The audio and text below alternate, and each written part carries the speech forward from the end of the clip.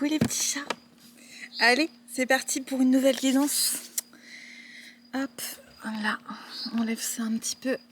On va reprendre avec l'oracle des druides. Voir le message des animaux. Qu'est-ce qu'ils ont à nous dire? Alors,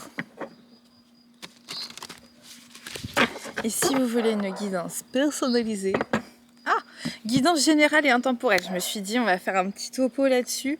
Guidance générale. Générale, ça veut dire que ça parle pas à tout le monde. Ça reste une guidance, en fait, avec des points généraux. Il faut bien se connecter à soi, à son intuition, pour savoir un petit peu ce qui nous parle et ce qui nous parle pas. Intemporelle, là, c'est plutôt quand on clique, c'est le bon moment pour soi. On est parti maintenant. Allez.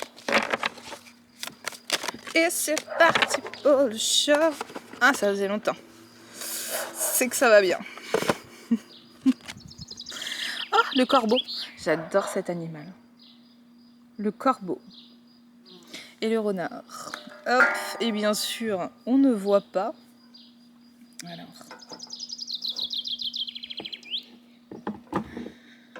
moi, j'essaye d'écouter. Est-ce que c'est mieux? C'est pas mal là. C'est pas mal. Allez. Le corbeau, qu'est-ce qu'il nous dit? Putain, tu me colles un peu toi. J'aime pas ça. Alors. Le corbeau, guérison, initiation, protection. 68. 60. Ça y est, je suis excitée les gars. Mon chakra racine et mon chakra sacré est ouvert. Alors, le corbeau, guérison, initiation, protection. Le corbeau nous offre l'initiation, la protection et le don de prophétie. Par initiation, nous entendons aussi bien les cérémonies formelles qu'une initiation au mystère d'un nouveau poste ou métier. Cet oiseau est le signe que quelque chose meurt en donnant naissance à quelque chose de nouveau. Grâce au corbeau, nous pouvons atteindre une guérison profonde en pratiquant ce que l'on peut appeler la réconciliation des contraires, pour résoudre les conflits enfouis de notre inconscient ou issus de notre passé. Alors, là, donc, nous avons l'énergie de guérison avec le corbeau. On va aller puiser un petit peu, ça je remets ça là. On va aller puiser un petit peu dans cette belle énergie de guérison avec l'oracle des flammes jumelles et autres relations karmiques. Voir un petit peu si cette guérison est relative un petit peu à certains contrats d'âme, certains mots qu'on peut avoir en nous. Hop, et ça, on range. Hop, merci. Je me sens mieux. Allez.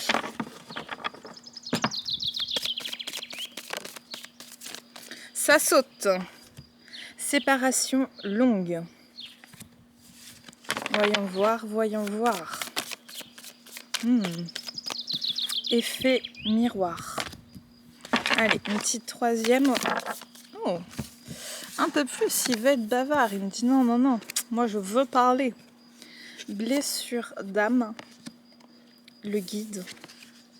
Schéma répétitif. Ok. Alors, là. Séparation longue. Et ça peut être une séparation qui paraît longue. Longue. Aussi pour soi. En fait, est-ce qu'il y a eu une séparation longue ou est-ce qu'il y a une séparation longue avec une personne? Est-ce que cette personne est revenue ou au contraire, est-ce que cette personne ne revient pas? Il y a une forme d'attente peut-être qui est là. Parce qu'avec cette personne, il y a un effet miroir. L'effet miroir, c'est soit, comme on montre ici, un effet miroir un petit peu inversé, soit au contraire un effet miroir de quelqu'un qui nous ressemble. Et ça fait écho à des blessures d'âme. Donc, ce pourquoi notre âme s'est réincarnée en fait dans cette incarnation, dans ce corps, dans cette temporalité, c'était pour régler en fait certaines blessures d'âme. Et il y a une certaine répétition de schémas, des schémas répétitifs. C'est-à-dire que il y a des relations karmiques qui nous rappellent peut-être soit un parent, soit les deux de manière un petit peu séparée, soit il y a toujours un comportement, une certaine type d'addiction, pourquoi pas, qui peut être répété. Et en fait, il y a les guides, nos anges gardiens, les archanges, les êtres ascensionnés et nos guides personnels qui sont en train de régler en fait épurer un petit peu le karma qui reste à épurer sur comment en fait on se comporte, comment on pense, voilà, nettoyer un peu les fausses croyances, nettoyer le type de personne avec qui on est, parce qu'il y a des émotions qui sont refoulées. Des émotions, ça peut tout aussi bien être des émotions de colère, de tristesse, d'apathie, des émotions tout type d'émotions en fait, qui peuvent être non conscientisées en fait et cristallisées en nous sans pour autant avoir accès de manière consciente à ces émotions qui sont un petit peu cristallisées en nous. Donc on va aller voir un peu plus profondément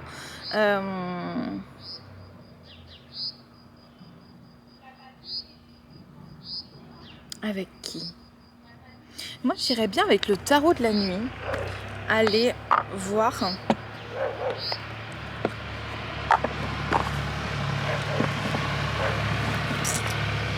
désolée pour les bruits de tracteur, mais je suis mieux dehors, largement mieux dehors.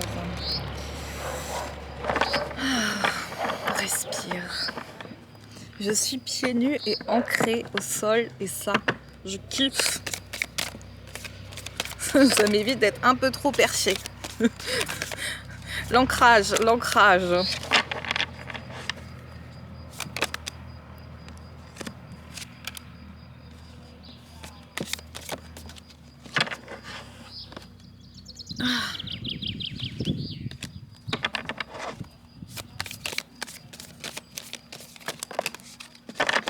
Là, il y en a trop, les petits chats. Il y en a trop.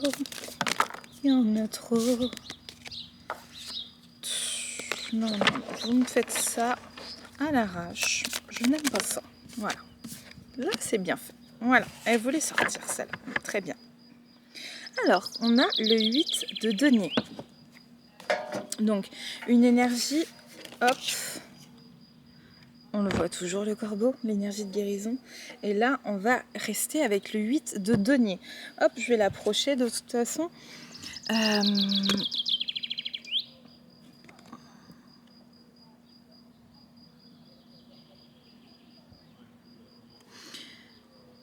Là, on voit en fait qu'elle est positionnée sur un livre où elle reprend un petit peu ses ailes ici, ce côté angélique. C'est matérialisé là plutôt avec de la fumée.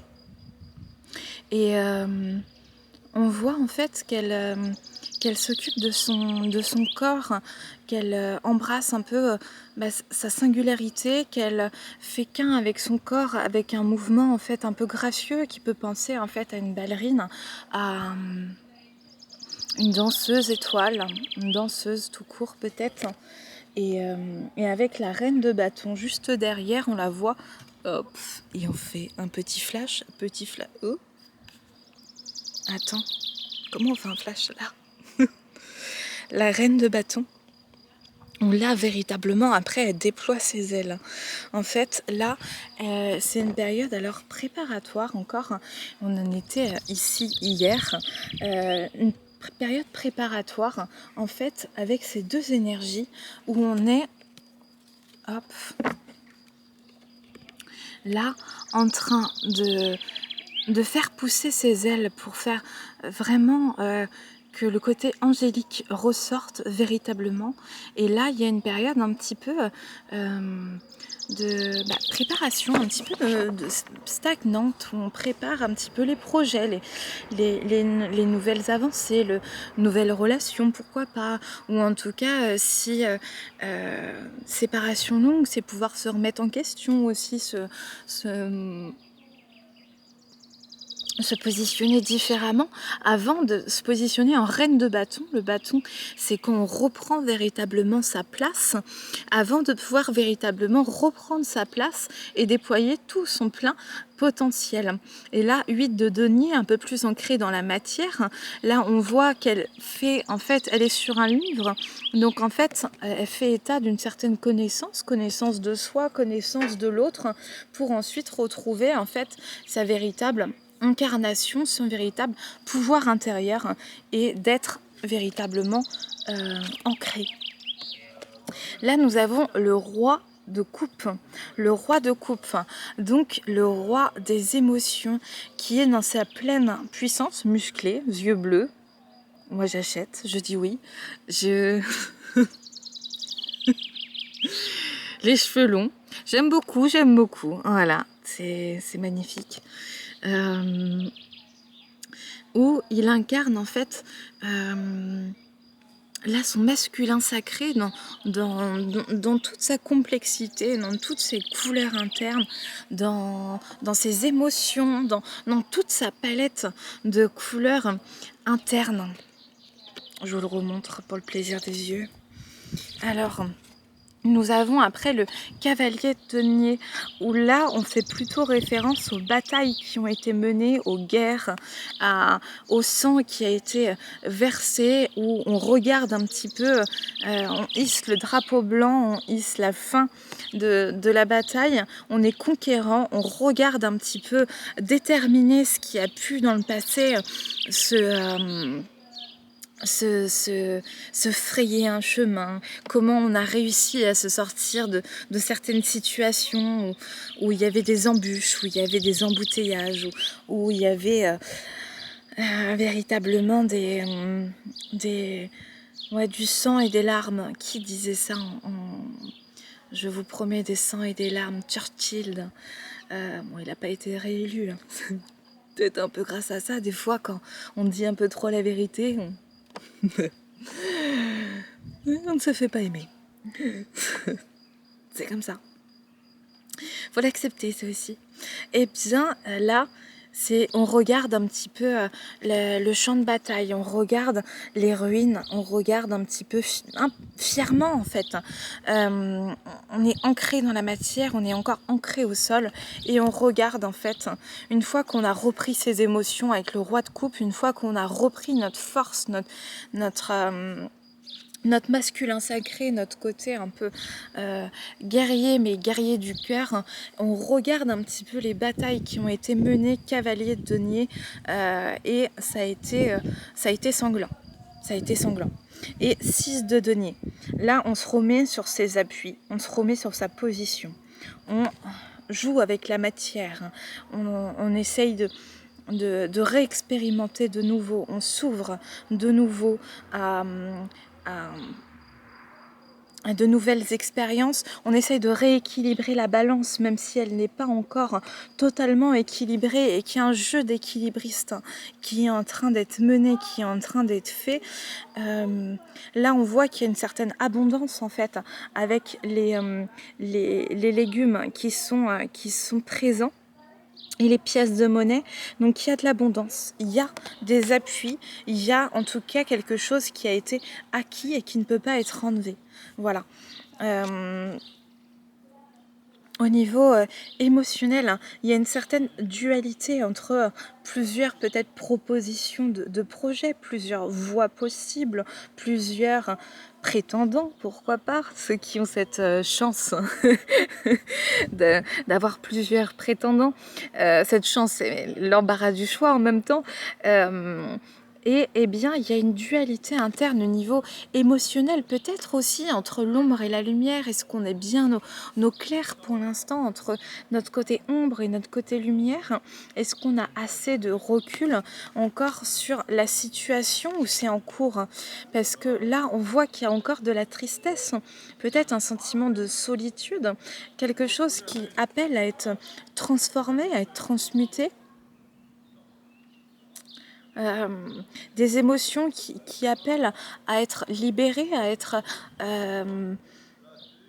coucounées, allez. Parce que effectivement, quand on regarde en arrière et elle regarde aussi ici d'un point de vue matériel, elle est contente ici de faire table rase du passé, mais dans le même temps, d'un point de vue émotionnel, il y a quand même peut-être une certaine nostalgie parce que faire de nouveaux choix, emprunter une nouvelle voie, quand on est sur une répétition de schémas karmiques et que là on arrive, on va rencontrer en fait d'autres types de personnes. Donc il y a aussi des deuils à faire, des deuils amoureux, des deuils amicaux, peut-être des deuils au niveau de la famille. Et là, en fait, quand on regarde en arrière d'un point de vue émotionnel, il y a besoin de se réconforter, il y a besoin de se coucouner, il y a besoin de rentrer un petit peu en soi pour, pour se faire du bien. Se faire du bien. Voilà. Et trancher un peu dans le vif avec ce valet d'épée qui était motivé pour sortir, c'est trancher un petit peu dans le vif. Là, c'est plutôt d'un point de vue en fait intellectuel, de comprendre un petit peu ce qui s'est passé, de se mettre sur un point de vue de la pensée, oui, effectivement, et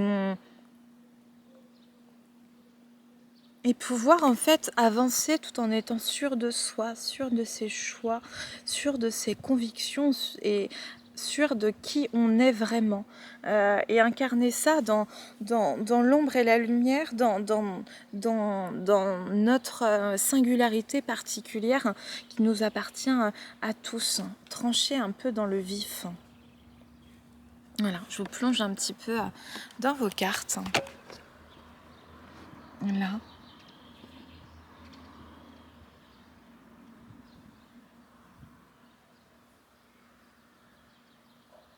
Avec les émotions refoulées.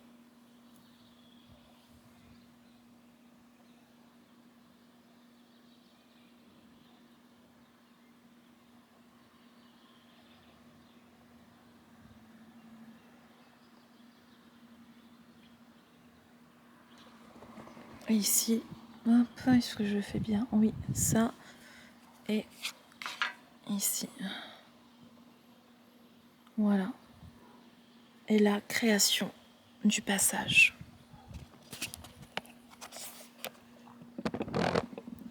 Voilà. Hop. Là, on va ranger tout ça tranquillement.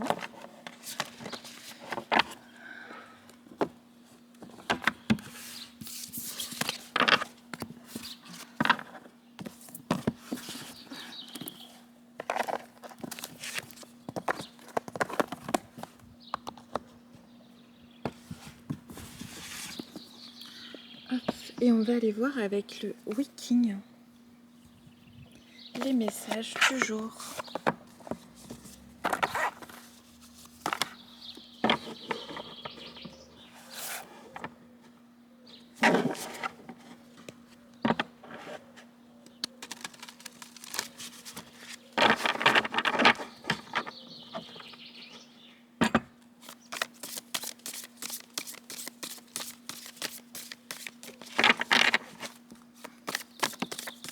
Bien. Alors, on en a deux. La nutrition. De toute façon, c'est un texte. Aller à la recherche des ressources vitales. L'eau se trouve toujours dans les cieux et n'est pas encore tombée sur la terre. Les temps ne sont pas encore mûrs et vous devriez faire une pause avant de vous lancer dans l'action. Attendez et réfléchissez. Ne vous laissez pas influencer par des considérations égoïstes et ne vous remettez pas à la seule chance pour avoir la victoire. Ayez confiance en autrui et en vous-même. Le moment favorable viendra et vous traverserez votre problème sans effort, tel un bateau poussé par le vent. Là, effectivement, avant le passage, je dis ça. Bon, avant la guérison, là, pour le corbeau, mais avant le passage qu'il y avait tout à l'heure aussi au niveau des cartes, il y a un temps de latence, un temps de réflexion. On parlait aussi de cette réflexion aussi intellectuelle et de faire un point au niveau émotionnel et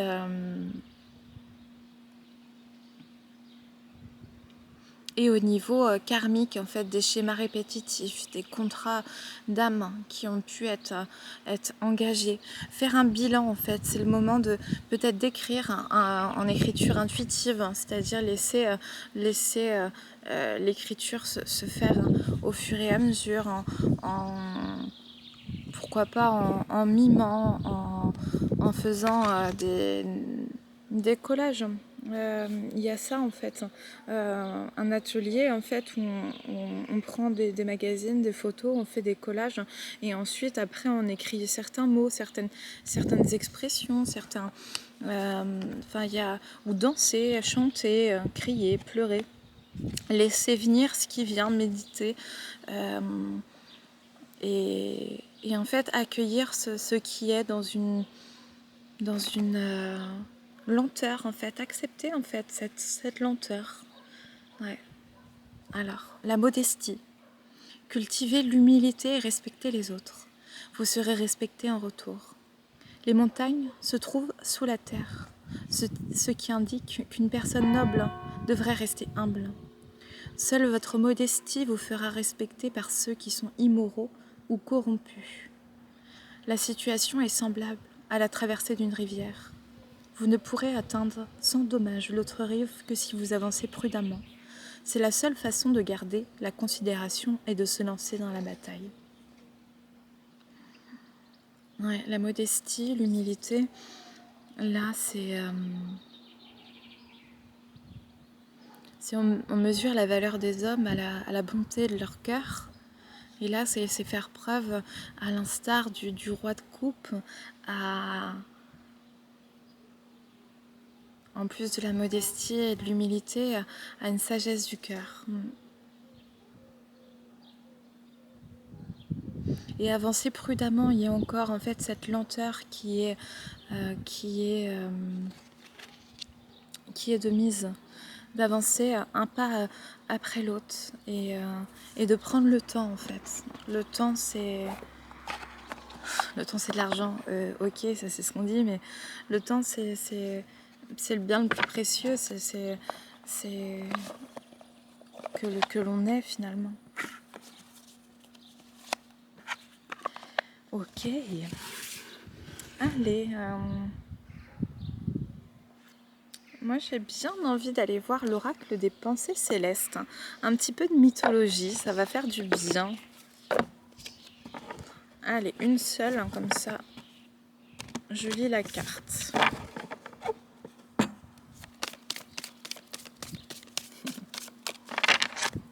Allez, une seule.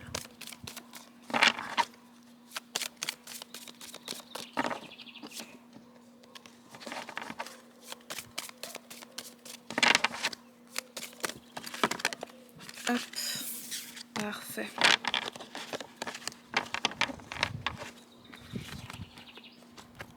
Alors, nous avons bonheur avec la petite sirène. Est-ce que c'est elle? Je ne sais pas. Hop, je vais la laisser là. 17. Bonheur. Le mythe de la petite sirène, c'est ça. Peut être vu comme une allégorie du bonheur. De nos jours, à l'image de la sirène des océans, au regard de la vie humaine sur Terre, beaucoup d'entre nous ferment les yeux sur leurs difficultés quotidiennes ou sociales et fuient vers l'ouverture utopique d'une autre possibilité. Mais ne serait-ce pas se piéger soi-même? Notre valeur ne se trouve pas auprès d'une autre personne ou dans une autre vie potentielle, elle se trouve en nous. La carte bonheur t'invite à accueillir chaque expérience comme une étape de vie, une leçon, une aide précieuse, mais surtout, elle t'invite à prendre le temps de réfléchir à ton propre bonheur. Car on ne peut remplir un vase percé, il faut d'abord en colmater les fissures, tout comme il est nécessaire de soigner nos blessures avant que l'univers nous apporte les messages de notre chemin de vie.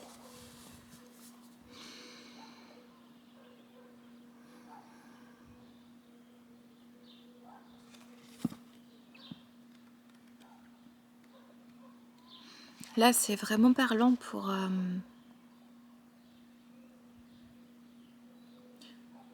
les potentielles fuites en avant qu'il peut y avoir, en fait, en pensant qu'une autre situation, une autre personne, un autre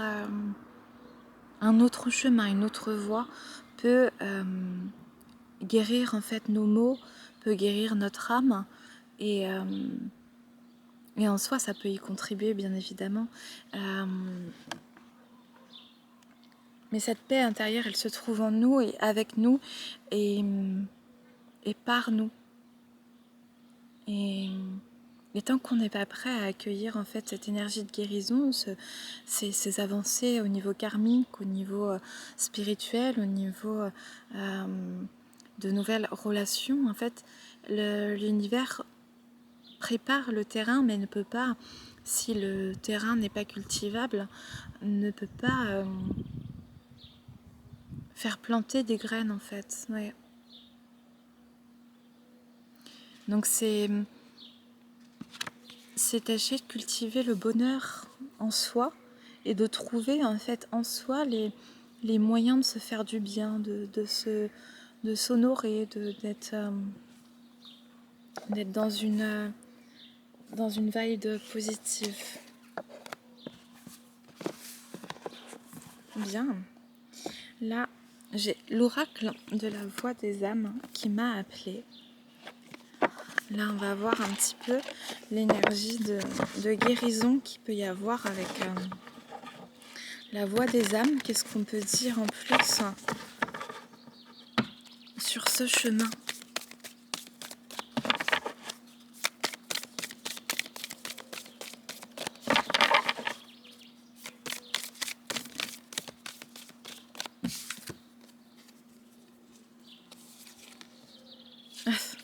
Message spirituel, bonheur.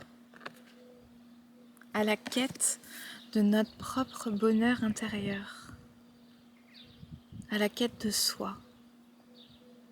Qui sommes-nous ? Qui étions-nous ? Et qui nous avons envie de devenir et d'incarner demain ? Quelles émotions j'ai envie de laisser transparaître ? Quelle émotion j'ai envie de vibrer, de danser, d'incarner. Ouais, là ça nous demande une période de calme. Trouver le calme intérieur, trouver une paix intérieure. Dans des choses simples, la nature, un émerveillement simple, quelque chose de serein, de calme. Peut-être pour ça que je suis aussi calme moi-même. Parce que là, il peut y avoir des énergies de manque. En fait, un manque intérieur, un manque à combler. Par quoi comblez-vous le manque quand vous êtes seul, que personne ne vous voit? Comment comblez-vous les lacunes de votre âme? Comment comblez-vous ce manque intérieur, ce vide, ce sentiment peut-être d'échec, de solitude?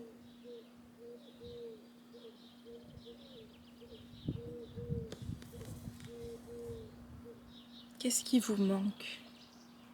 Pourquoi vibrer le manque alors que vous êtes déjà plein de vous-même? Nous sommes pleins de nous-mêmes. Bien sentir son corps. Tâchez de rester ancré au sol, de préférence dans la nature. trouver une posture droite. Je trouve ça. Je suis un peu courbée avec ça.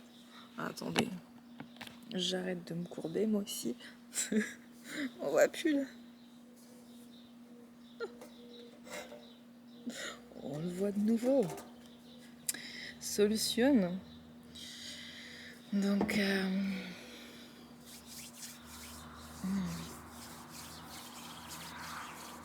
pour ça, je me demandais moi-même pourquoi je suis aussi calme.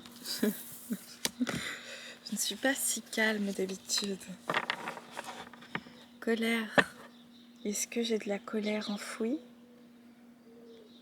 Est-ce que je suis en colère contre moi-même parfois, par certains de mes agissements, quelque chose qui se répète encore et que je n'arrive pas à comprendre, et pourtant c'est comme s'il y avait une partie de moi qui refusait aussi l'information, qui était dans son ego, dans ses peurs, peur de se remettre en question, peur de lâcher le contrôle, peur que l'autre m'envahisse, m'emprisonne, m'empoisonne, de quelque façon que ce soit. Pourquoi ai-je peur de l'autre? Et pourquoi ai-je peur de moi-même? Qu'est-ce qui me fait peur en moi? Qu'est-ce qui me fait peur chez l'autre?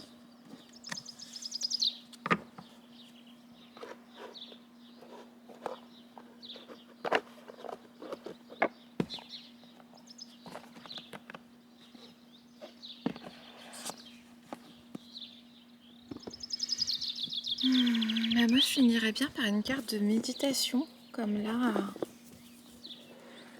Pour moi, il y a un calme intérieur qui s'est installé. Je ne sais pas pour vous. J'espère que j'ai pu vous insuffler cette énergie de calme, de sérénité. Là, il y en a 3, c'est trop. Je vais prendre juste celle-ci.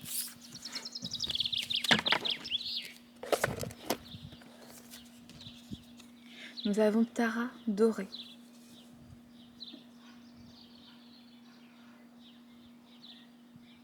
Tara dorée. Let me sing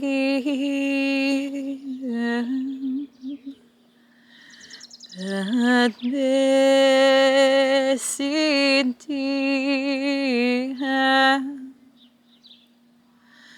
and my Cindy.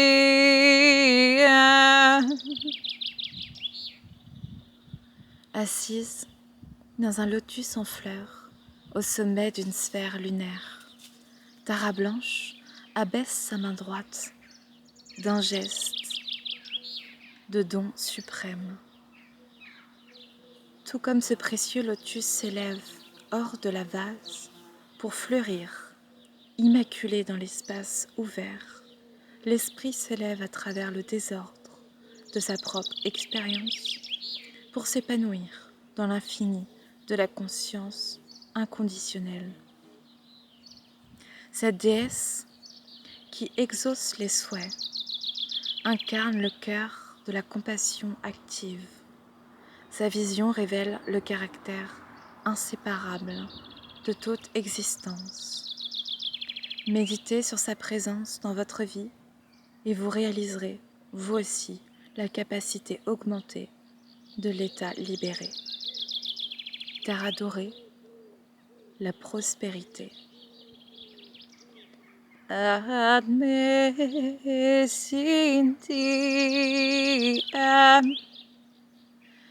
Admesity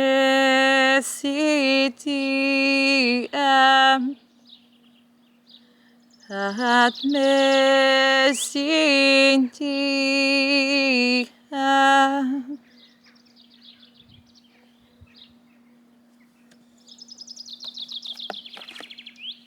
Voilà.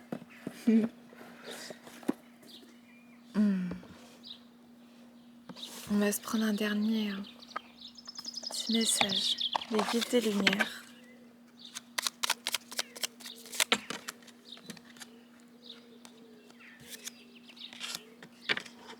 Communique avec ton guide de lumière. Échangeons ensemble avec complicité, que ce soit par la pensée, l'écriture médiumnique, lors de tes méditations ou en rêve.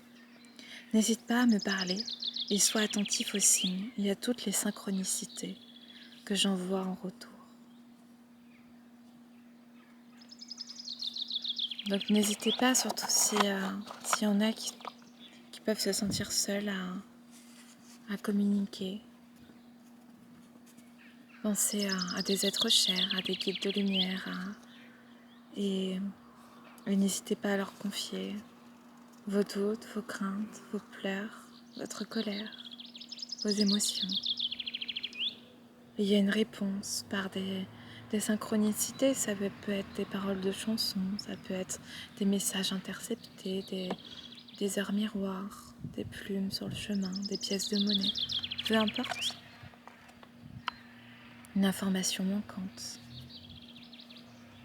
Il y a un retour quand il y a des demandes. Voilà.